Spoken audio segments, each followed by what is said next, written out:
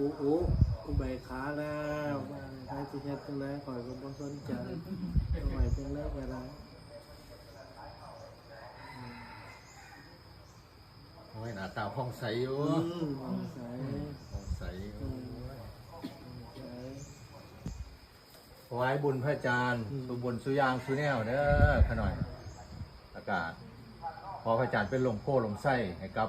ลูกศิษย์ลูกหาให้โดนที่สุดเท่าที่สิโดนได้แต่ว่าก็ให้อยู่แข็งแรงจังซี่ล่ะ ตามไหวตามเวลาตามสังขารยิ้มเหมืองยิ้ม ดูสาธุสาธุ ครับเอาสาธุ